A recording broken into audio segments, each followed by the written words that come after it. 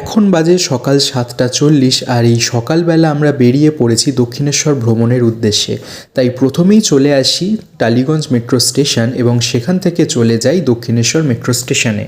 Metro থেকে বেরিয়েই আপনারা স্কাই ওয়াকটি দেখতে পাবেন এবং সেখান থেকে সোজা চলে আসতে পারেন দক্ষিণেশ্বর মন্দিরে।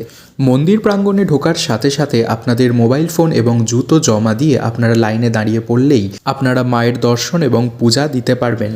এখানে জানিয়ে রাখি, আপনারা মন্দিরের ভিতর প্রবেশ করে আপনারা নির্দিষ্ট স্থানে জুতো জমা দিতে পারবেন, বাইরে না রেখে আসলেও চলবে। পূজা দেওয়া হয়ে গেলে আপনারা নির্দিষ্ট স্থান থেকে মোবাইল এবং জুতো কালেক্ট করে মন্দির প্রাঙ্গণটি ঘুরে দেখতে পারেন। এবং বলে রাখি, এই মন্দির প্রাঙ্গণের ভিতরেই রয়েছে ওয়াশরুম এবং ফুড কোর্টের আলাদা একটি ব্যবস্থা। দক্ষিণেশ্বর থেকে বেরিয়ে আপনারা জেটিঘাট ধরে সোজা চলে আসতে পারেন বেলুড় মঠে। এখানে মাত্র 11 টাকার টিকিটের বিনিময়ে আপনারা লঞ্চে করে চলে আসতে পারেন বেলুড় মঠে এবং বেলুড় মঠ খোলার সময় হচ্ছে বিকেল 3:30। অগত্যা আমরাও তাই করলাম। লঞ্চে করে আমরা দক্ষিণেশ্বর মন্দিরকে পেছনে ফেলে এগিয়ে চললাম বেলুড় মঠের উদ্দেশ্যে।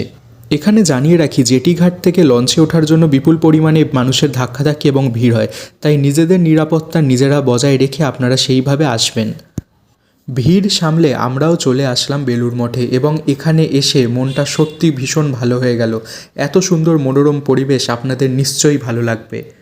আর এইভাবেই আমাদের গোটা দিনটি কখন শেষ হয়ে যায় আমরা বুঝতেও পারি না। আর এখন ঘরে ফেরার পালা।